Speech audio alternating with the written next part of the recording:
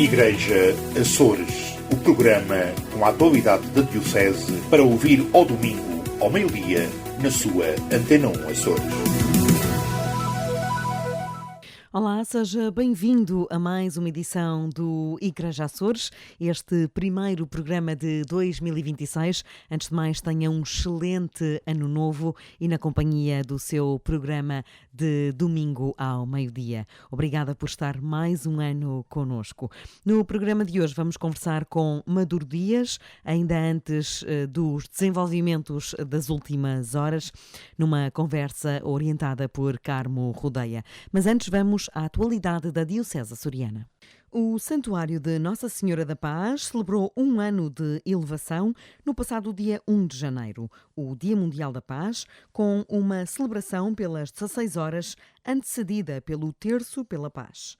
Para o ouvidor e reitor do Santuário, Padre José Borges, a semente da paz floresceu. É um compromisso daquilo que é possível, porque nós vivemos no tempo do possível. Da paz possível, do amor possível, da verdade possível, da justiça possível, até da equidade possível. E essas possibilidades são prova de que a semente da paz, lançada há um ano, floresceu. O nosso caminho está apenas a começar. Nós temos um aninho de existência e a obra continua e vai continuar com toda a certeza, porque o nosso compromisso é com a paz, e a paz é um compromisso com a justiça, com a verdade, com a dignidade humana. Então vamos fazer o possível para que isto seja possível. Para o sacerdote, o novo santuário diocesano tem nas pessoas a sua maior riqueza. As pessoas que se constituem para que aquele lugar se torne um lugar de acolhimento, um lugar onde os rostos se conectem com os corações abertos a ver para crer. Para 2026, o santuário, que agora celebra um ano, prevê realizar diversas iniciativas. Uma das iniciativas são as chamadas os serventuários. Pessoas que se voluntariamente vão disponibilizar o seu tempo para estar tempo inteiro revezando-se naturalmente com este voluntariado para acolher as pessoas que lá chegarem.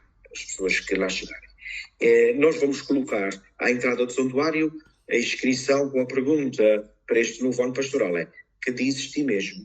É uma pergunta que vai interpelar todos aqueles que lá chegarem. Também nós vamos criar uma fonte batismal, como se fosse uma nascente constante, e com panfletos formativos e informativos bilingue sobre o primeiro sacramento da iniciação cristã, que é o batismo. Também estamos a pensar, a nível de espiritualização e formação, realizar um seminário intitulado Batizados no Espírito Santo, ou um batismo do Espírito, que vai trazer ao santuário as pessoas que querem fazer durante algum tempo.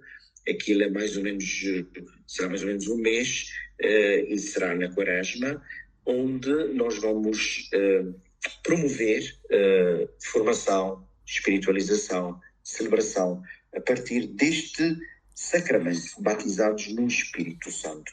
Claro que vamos celebrar com fé, esperança e amor esses sacramentos: o sacramento da reconciliação, o sacramento do batismo, o sacramento da Eucaristia. Para além do terço e Eucaristia no dia 1, as celebrações contaram ainda com um concerto pela paz, pela banda Lealdade e o Orfeão Edmundo Machado de Oliveira, na sexta-feira, dia 2 de janeiro. Neste sábado da Epifania do Senhor, a infância missionária foi celebrada nas duas ouvidorias da Ilha Terceira, nas paróquias de São Bento e dos Biscoitos.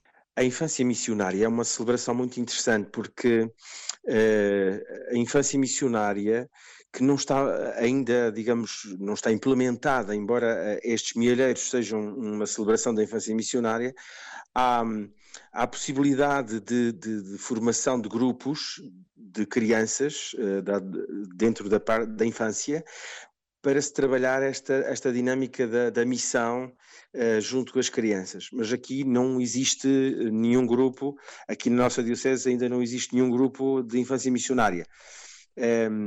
Mas o facto é que a infância missionária é muito interessante e muito válida, porque permite às crianças que elas sejam evangelizadoras das outras crianças.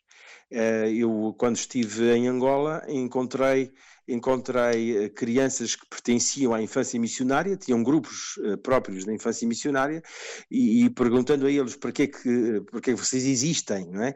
Quais são os vossos objetivos? E então eu respondia, mas criança evangeliza criança. Estas duas celebrações dirigem-se a toda a catequese da Ilha Terceira para as duas ouvidorias.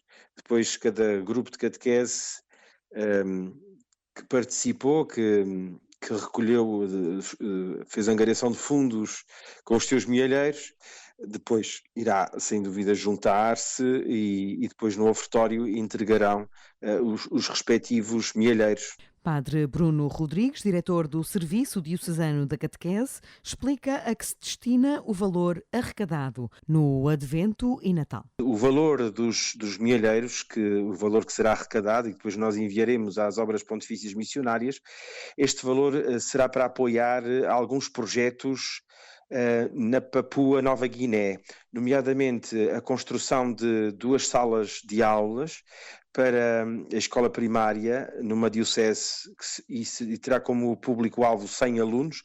São escolas ainda construídas em troncos de madeira e cobertas com ramos, e será para construídas 2 salas novas em alvenaria. Também será para apoiar, para assistir crianças infectadas com o vírus HIV-Sida, para lhes dar acompanhamento, proteção, medicamentos, assistência hospitalar, etc., etc. E também para ajudar na alfabetização, na escola de alfabetização para 200 crianças noutra diocese. São 3 dioceses distintas. Este ano o público-alvo é sobretudo estas dioceses que ficam no continente da Oceania e concretamente para apoiar estes projetos da Papua Nova Guiné. A celebração da infância missionária ganha um significado especial no contexto da Epifania, símbolo da manifestação de Deus ao mundo.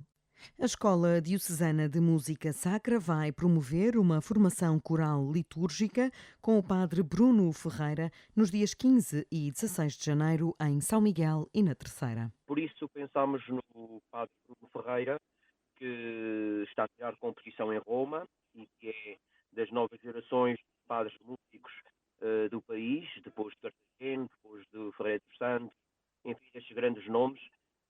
Temos o padre Bruno Ferreira como compositor e como alguém que está dentro desta área dos coros, nos poderá ajudar muito a aprofundar esta dimensão mais técnica do canto litúrgico. Por isso, nós vamos ter um encontro no dia 15, na Igreja de Rabo de Peixes, para os grupos corais da Ilha de São Miguel e também para a Escola Diocesana de Música Sacra, evidentemente, às 20 horas.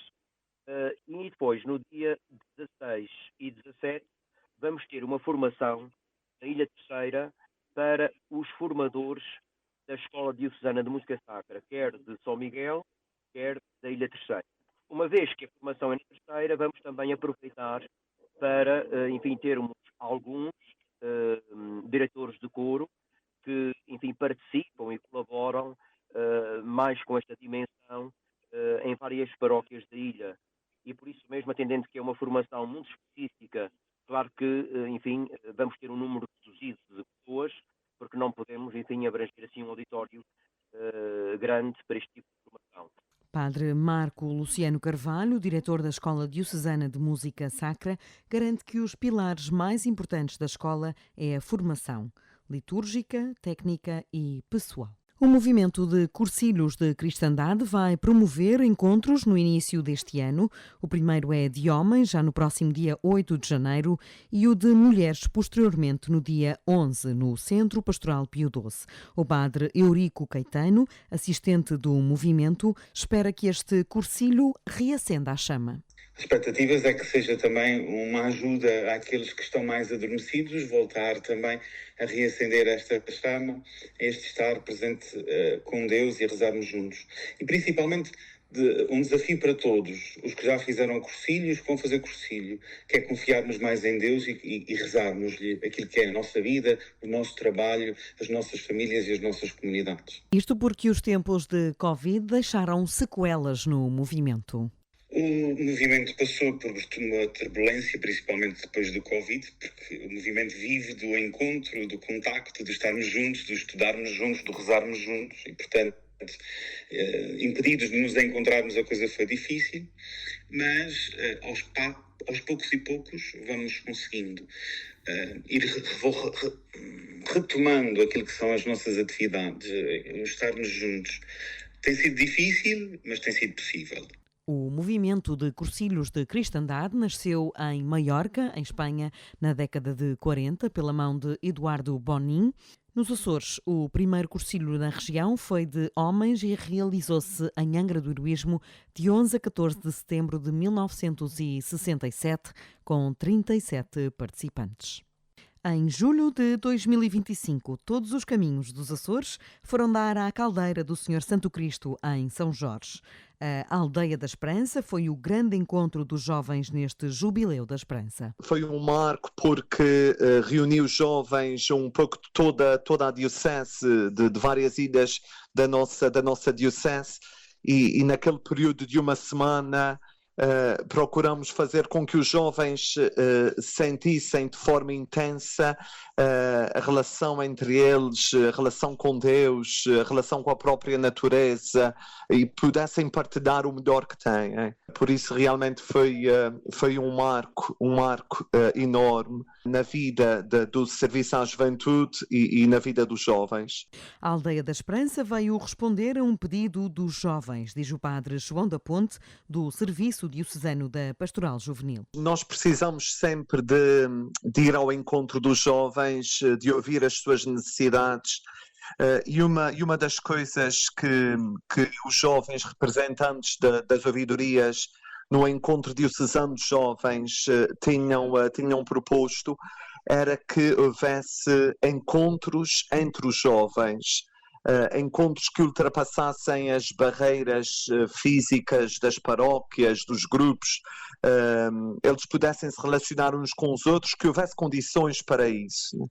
E a Aldeia da Esperança acaba por ser uma resposta a esses anseios dos jovens de se quererem encontrar, de quererem promover encontros, de quererem estar juntos e poderem se fazer ouvir e poderem partilhar o que têm e o que querem oferecer. O sacerdote acredita que foi um ano de semear para colher depois. Aquilo que nós procuramos fazer foi semear. Os frutos virão a seu tempo e vamos continuar a semear. Não temos grandes massas como tínhamos há uns anos atrás, mas temos pequenos grupos que se vão encontrando, pequenos grupos que vão caminhando e que acabam por ser semente também para outros, acabam por ser um sinal de esperança para outros. E foi positivo nesta linha, foi positivo porque ajudou a que houvesse um reencontro entre os jovens, ajudou a que houvesse uma maior tomada de consciência de que eles são um sinal de esperança nas suas comunidades. E isto foi importante. Agora temos grandes desafios pela frente, é preciso dar continuidade a este caminho, é preciso dar voz aos jovens, escutar as suas necessidades, estarmos atentos aos seus anseios, porque realmente nós estamos numa constante evolução. E os jovens de hoje já não são os jovens de há 5 anos atrás, né? As coisas evoluem minuto a minuto e há que ter em consideração isso. A Aldeia da Esperança foi promovida pelo grupo coordenador do Jubileu e juntou cerca de 300 jovens na Fajã da Caldeira de Santo Cristo, em São Jorge, entre 21 e 25 de julho de 2025. Foi um dos grandes projetos da Pastoral Juvenil em 2025. A Via Lucis, nas festas do Senhor Santo Cristo dos Milagres, envolveu cerca de 90 participantes e aliou textos do padre José Júlio Rocha à música da professora e compositora Ana Paula Andrade. Foi uma surpresa para todos nós o que é que seria o resultado, porque era a primeira vez que estávamos a fazer um evento dessa natureza. Acima de tudo, o que mais entusiasmou e motivou toda a gente foi a entrega dos jovens a este projeto. Desde o início, quer do coro, quer dos solistas, dos bailarinos, estão todos numa sintonia perfeita e com um objetivo único, que era poder levar a cena essa Via Lucis. Para além de que era também um bocadinho desconhecido da maioria dos jovens o que é a Via Lucis, quase toda a gente conhece o que é a Via Sacra. A Via Lucis é menos vivida e no fundo acaba por ser, sem dúvida, o momento da esperança da vida de Cristo. E era muito importante levar, quer aos intervenientes do projeto, quer ao grande público, das muitas pessoas que nos acompanharam na apresentação da Via Lucis, levamos essa mensagem de esperança através do próprio Evangelho de Jesus Cristo e da Via Lucis. E, portanto, foi sem dúvida um momento muito marcante para mim. Fiquei muito entusiasmada e muito agradecida por todos os que participaram e aceitaram o convite com tanto entusiasmo. E depois para os próprios jovens, que já me têm perguntado várias vezes quando é que é para repetirmos, porque realmente acabou por ser uma experiência muito rica e muito intensa para toda a gente. Para a compositora e maestrina, o mais importante foi dar protagonismo e confiança aos jovens. Eu penso que a principal surpresa das pessoas, a maioria não estava à espera do que ia ver, não sabiam muito bem para o que é que iam, para o que é que estavam, o que é que iriam assistir. E o facto de ser no fundo um espetáculo muito interativo, com muita dinâmica e acabando por juntar várias áreas, porque a ideia foi juntar a música com a parte da representatividade, com a parte da dança, do teatro, da declamação, da leitura dos textos. Portanto, acabou por ser uma grande interação artística nas várias áreas. E o público, a maioria das pessoas não estavam à espera de ser assim tão completo. De uma forma geral, acima de tudo, o feedback das pessoas foi a mensagem muito importante que se transmitiu da ressurreição, da esperança, e especialmente neste ano em que a esperança tinha sido o lema mais forte, o lema principal. E, portanto, sem dúvida que nós sentimos esse objetivo cumprido de passar a mensagem através dos textos lindíssimos que foram escritos pelo Padre Júlio, e, portanto, tudo aquilo se conjugou para que as pessoas sentissem realmente a mensagem que nós queríamos transmitir. A mensagem em si é tão bonita, mas ainda se for apresentada em música, se for por jovens, portanto foram tudo condicionantes que fizeram com que essa mensagem chegasse às pessoas. Cada um depois cá está, quando se fala em arte, cada um vive intensamente à sua maneira, quer esteja no palco, quer esteja na assistência. As pessoas não recebem da mesma forma, recebem de acordo com a sua sensibilidade, com aquilo que estão mais motivados.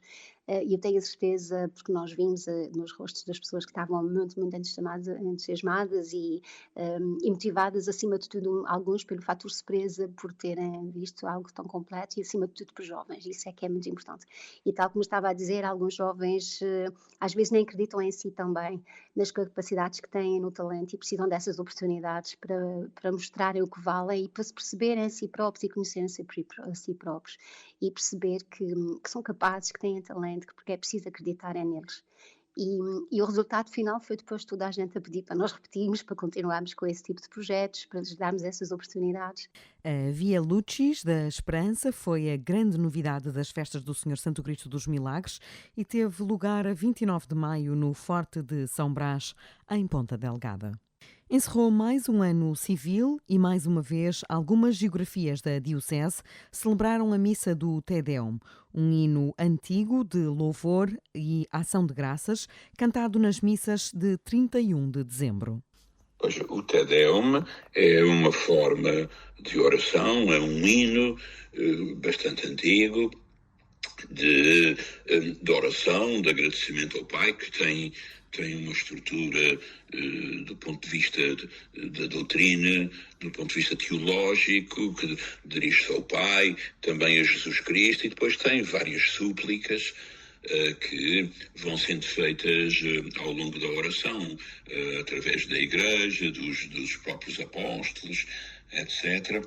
E faz, de alguma maneira, digamos assim, uma afirmação daquilo que é também a fé da Igreja, referindo-se, por exemplo, a Jesus Cristo, a sua divindade, a encarnação, a redenção, a ressurreição, o estar à direita do Pai, tudo isso faz parte do Te Deum. O cônego Ricardo Henriques explica o simbolismo histórico do cântico.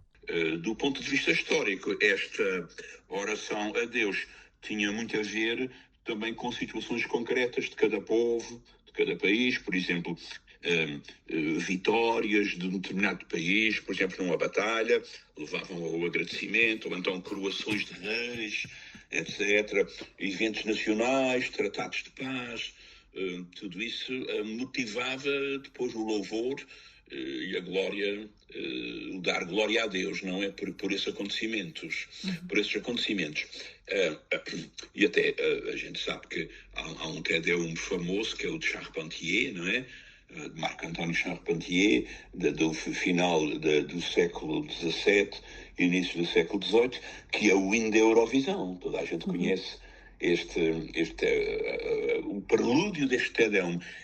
Nessa fase da história, os Te Deums tornaram-se também, digamos assim, peças musicais de grande ornamentação, sobretudo nos prelúdios. Os prelúdios dos Te Deums, as introduções aos Te Deums são autênticas obras que dá gosto a ouvir, em muitos casos, como é o caso deste Te Deum conhecido de Charpentier. Em todas as ilhas houve pelo menos uma missa com o Te Deum que soleniza o fim do ano. Apesar da sua importância espiritual e cultural, o Te Deum perdeu expressão ao longo dos anos após a reforma litúrgica e a passagem do latim para o português. Também a importância que os festejos de passagem de ano foram ganhando nas últimas décadas podem ter ditado a perda de assistência desta celebração. Entre Vistas, com o padre Teodoro Medeiros. Esta semana recordamos Hercule Poirot, o célebre detetive criado por Agatha Christie. Neste caso, a versão escolhida é protagonizada por Peter Ustinov, um ator clássico de Hollywood e que emprestou o seu charme a esta figura tão particular. Estamos então perante uma série de filmes televisivos, alguns bastante cuidados na sua produção, como é o caso de Morte no Nilo ou Morte ao Sol, e outros um pouco mais modestos. A particularidade desta encarnação prende-se com o bom humor de Ustinov. Este Poirot está sempre bem disposto, incluindo quando faz a reunião final, onde revela o nome do criminoso. Esta opção dá uma ligeireza, um encanto a cada um dos casos, que passa a ser um divertido exercício mental, em vez de uma reprodução mais séria e pesada, que até seria mais verosímil, mas que é sempre mais aborrecida. Esta dimensão cómica estende-se a outros personagens, quase sempre oportunidades aproveitadas para fazer comentário social, com a vantagem de que aqui o próprio Poirot é também criticado muitas vezes. Para os apreciadores do género, o Poirot de Peter Ustinov é uma saudável alternativa ao mais famoso de David Suchet. A ver sem reservas. Bom visionamento, bom domingo e uma boa semana para todos.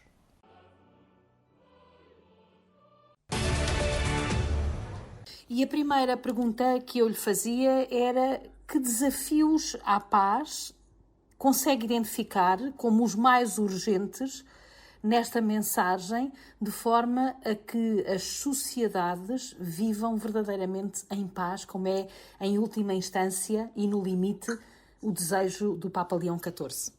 Eu diria que há dois desafios à paz. Um evidente nas guerras que existem neste mundo e que nós ouvimos constantemente falar delas, e nos entram pela cabeça e pelos ouvidos e pelos olhos. E há um outro desafio que muitas vezes não é falado, embora seja criticado, que é o apego às coisas materiais, a ter o carro melhor, a ter a novidade, os materiais que são os equipamentos, que têm porta anunciada para que compremos um novo, que tem mais isto, ou mais aquilo, ou mais aquilo outro. Nós somos chamados para fora de nós e nós não somos chamados para dentro de nós o suficiente para podermos depois falar com os outros.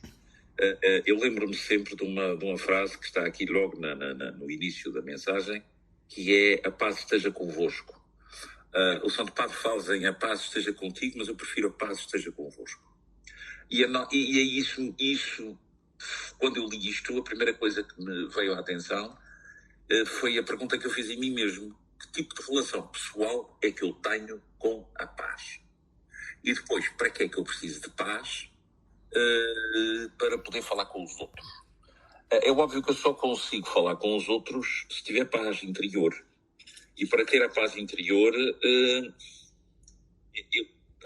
está na segunda página, para mim é a parte mais adorável, que é aquela citação que ele faz de Santo Agostinho, que exortava os cristãos a estabelecer uma amizade indissolúvel com a paz, mas que Santo Agostinho disse de uma maneira, para mim, fantástica: se quereis atrair os outros para a paz, tende a vós primeiro. E hoje, num mundo como o nosso, é possível trabalharmos esse caminho e esse desafio? Eu acho que sim. Obrigado pela pergunta. Eu acho que sim. É possível se nós percebermos coisas como coisas tão simples como isto. Se eu quero conversar com alguém, eu tenho que saber o que é que quero dizer e tenho que tentar perceber o que é que o outro pensa, quais são os medos do outro, quais são as inseguranças do outro. E para eu ir ao encontro das inseguranças do outro, eu tenho que estar seguro. Mas para estar seguro, eu sei que está a gravar, mas pode usar isto. Meu pai dizia-me uma coisa que era muito importante e que sempre me liderou na vida. Enquanto tu tiveres cabeça e fores capaz de pensar, os outros podem te tirar tudo, que tu poderás sempre voltar a reorganizar a tua vida e reconstruir o teu amanhã e falar com as outras pessoas. No dia em que morreres ou por te cortarem a cabeça, isso deixou de ser relevante. Eu não quero ser esquisito com este comentário, mas efetivamente esta frase de Santo Agostinho marcou muito, porque a paz interior consegue-se quando nós percebemos que tudo o que está à nossa volta é provisório, pode ser substituído, pode ser modificado, mas nós podemos continuar ali a seguir o nosso caminho. E é preciso não esquecer que quando Cristo falava, quando Jesus falava, dizia: onde 2 ou 3 estiverem reunidos em meu nome, eu estarei no meio de vós. Ele dizia nós, vós, ou seja, grupo. Não é o eu sozinho. Esta sociedade, e deixe-me insistir na pergunta, esta sociedade tão dominada pelo algoritmo, que por sua vez nos conduz à uniformização do pensamento, faz com que esse saber que falava há pouco possa ainda ocorrer de uma forma desapegada e desejada por quem o procura? Isso eu não lhe sei responder. Eu penso que a melhor maneira de estarmos seguros do que pensamos é pensando uns com os outros. Eu diria que uma das marcas que ainda temos, e várias pessoas falam nisso, é o estar em casa depois da pandemia. Ainda há muita gente que prefere estar em casa e não estar com o outro. Eu diria que as culturas humanas, que dependem da relação direta, imediata, palpável, próxima, uns com os outros, estarão sempre mais em condições de reagir e de ter paz do que propriamente aquelas que se mediatizaram, seja pela televisão, seja pelos equipamentos, seja pelas selfies, seja pelo que seja. Preocupa-me a inteligência artificial, mas preocupa-me sobretudo muito essa mediatização da sociedade contemporânea, que faz com que essa paz em comum seja muito difícil de ser atingida. Parafraseando o cardeal Tolentino de Mendonça no último livro, saibamos nós todos trocar a inteligência artificial pela inteligência social. E a mensagem relaciona, a mensagem do Papa, regressando a Leão XIV, a mensagem do Papa relaciona a paz com justiça social e com dignidade humana. Qual é o papel que todos nós temos que ter neste desidrato? Essa questão da justiça foi uma das que eu sublinhei também. É porque nós estamos cada vez mais marcados por essa questão da justiça e da injustiça. Eu diria que eu lembro-me sempre daquele episódio da Madalena e de Jesus. Os outros não te condenaram, eu também não te condeno. Nós não sabemos nunca exatamente o que é que está dentro da cabeça do outro, a menos que falemos o suficiente com ele para percebermos. Hoje em dia fala-se muito de justiça, da injustiça, da incoerência da justiça. A justiça é a faca que corta. Aliás, está aqui também referido: arruma a tua espada. Nós temos que pensar na justiça social como um exercício diário. Eu não gosto da palavra misericórdia, gosto mais da palavra concórdia. Ambas elas ligam-se ao coração, mas, sobretudo, concórdia é o meu coração com o outro. A justiça é essa. A justiça verdadeira é essa. Não é aquela justiça, enfim, que Salomão se propunha, cortando o bebê a meio. É a outra. A justiça de Jesus é a justiça de nós irmos ao encontro do outro e sermos capazes de gerar momentos de calma. E aí é que está a verdadeira paz. Porque, sim, no momento em que o outro sentir que eu não sou ameaça para ele, ele também pode reduzir a sua ameaça. Uhum. Mas, se calhar, nós é que temos que saber onde é que as ameaças estão, e as ameaças estão dentro de nós. E eu insisto nisto. Eu gostei muito daquela frase do Santo Agostinho, porque, de facto, ele tem razão. Tu não consegues dar o que não tens. E nós, hoje em dia, vivemos num mundo insatisfeito, sistematicamente insatisfeito, pela quantidade de coisas substituíveis que nos são propostas sistematicamente. E essa insatisfação gera a guerra. Uhum. Aliás, o Papa, na mensagem, apela a todos para serem construtores de paz, independentemente da fé que professam, até recuperando um pouco alguns dos conceitos constantes na encíclica Fratelli Tutti do Papa Francisco. O que eu lhe pergunto é como é que esta mensagem pode interpelar sociedades marcadas pela desigualdade e a exclusão, porque um dos aspectos que também é muito frisado nesta paz, nesta mensagem da paz do Papa Leão XIV, é justamente esta ideia do desenvolvimento, recuperando aquilo que foi, digamos assim, ou aquela que foi a tónica dominante do Papa Paulo VI, por exemplo, no discurso às Nações Unidas, onde dizia que o novo nome da paz era mesmo o desenvolvimento. O que é que eu lhe diga? João Paulo VI disse tudo. É o desenvolvimento, é a educação, é a cultura. Não é porque o indivíduo que tem muito dinheiro ou que tem muitas coisas é pobre interiormente, ou pode ser tão pobre interiormente como aquele que tem poucas coisas. Nós estamos a falar de coisas, nós não estamos a falar do ser humano. E o ser construtor de paz é ser, eu diria que, se é uma interpretação possível, é o reduzir ao mínimo possível esse sentimento permanente de insatisfação e acrescentar um sentimento permanente de ação de graças, como São Francisco. Graças por existir, por ter aqueles irmãos, por estar vivo. Graças por dar graça, porque a maioria das vezes a insatisfação é geradora desses sentimentos de pobreza, e mesmo quando nós damos ao outro, nós não estamos a dar ao outro, estamos a vincar o nosso estatuto. Isso não tem nada a ver. Não é o lavar os pés, como Jesus fez. Uhum. Depois há uma parte da mensagem que é muito concreta, em que o Papa fala da ausência de paz pela existência de guerra, não é? E denuncia mesmo o valor dos gastos em despesa militar. Olhando para esta mensagem no seu todo e para o mundo de hoje, poderia, porque já estamos a caminhar para o fim desta nossa breve conversa, poderíamos pensar que a mensagem é totalmente realista ou suficientemente realista para os dias de hoje?